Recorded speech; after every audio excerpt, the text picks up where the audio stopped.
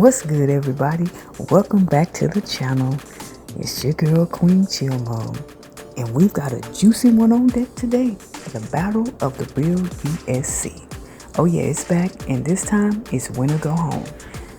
The number 1 seed South Carolina Gamecocks will be taking on the number 9 seed USC Trojans, a rematch with serious stakes and a ticket to the Sweet 16 on the line. So, can the underdog Trojans shock the world behind the freshman phenom, or will South Carolina remind everyone why they've been dominant all season long? Make sure you like, subscribe, and lock in because we're breaking it down today, honey.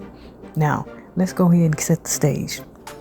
These two teams already met earlier this season, and it wasn't particularly close. South Carolina handled business, winning 69-52, and they've never lost to USC in the few matchups that they have had, holding a 4-0 record against them all time.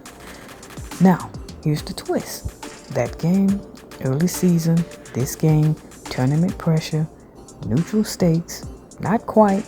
It's on South Carolina's home court. So yes, the Gamecocks have the edge, but March is different. But if USC, and I'm speaking of Southern Cal, is going to flip the script, it starts with one name, Jazzy Davidson, the one-woman takeover. Let's talk about Jazzy Davidson. I mean, this freshman isn't just good. Oh, she's very special. Coming off a 31-point performance in an overtime thriller versus Clemson, she's officially arrived on the national stage. I mean, for her season averages, we're talking 17 points a game, 5 boards and 4 assists, and over 2 steals and 2 blocks per game. Now, that is a two-way dominant if I've ever seen one, and that's happening at an elite level from that young lady. But at 6'1", she plays like a point forward, controlling the tempo, creating offense, and impacting the game defensively in ways most guards simply can't.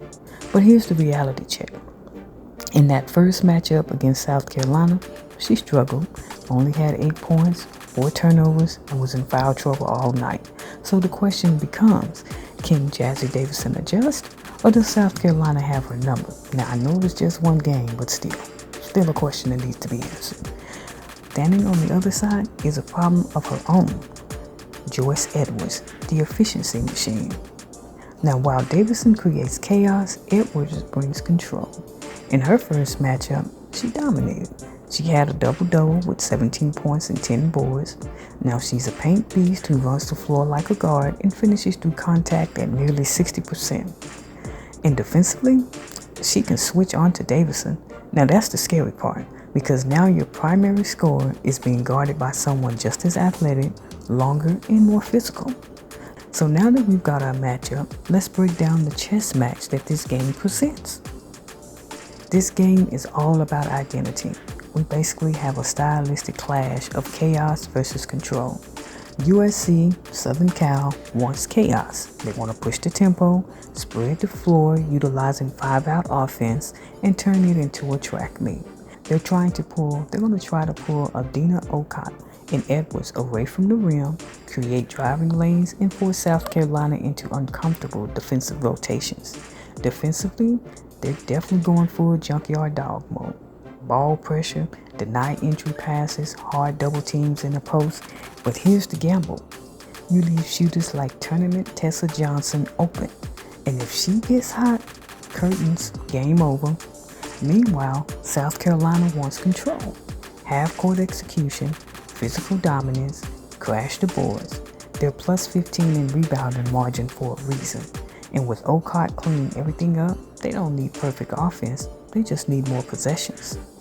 So what decides this game? Let's lock in on the keys, shall we? Keys to the game. Number 1, foul discipline. Davidson, she has to stay on the floor. No cheap reach-ins, no early whistles. USC really can't function without her, so it's imperative that she stays available to play. Efficiency gap. Have to close that. Edwards doesn't waste possessions. Davidson is a high volume scorer. If she's hovering around her usual 39% shooting from the field, USC could very well be in trouble. And of course, rebounding margin. If South Carolina is dominating the glass as usual, game over. USC needs to keep that margin under 8. to even have a shot. Of course, Davidson cannot do this alone, so that supporting cast will definitely be key.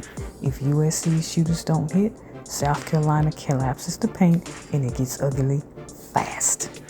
So who actually has the edge? Who advances? Well, let's be real. South Carolina is the better team. They're deeper, more physical, more experienced, and they already proved it once. But USC has the X factor.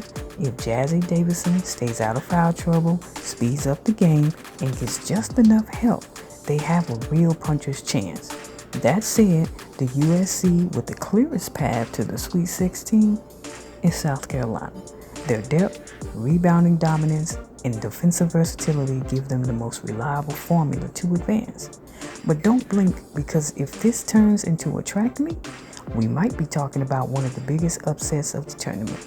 Drop your predictions in the comments. Which USC are you rolling with? Make sure you like, subscribe, and stay locked in for more March Madness breakdowns, because we're just getting started. Well, anywho, I'll catch y'all on the next one. Later.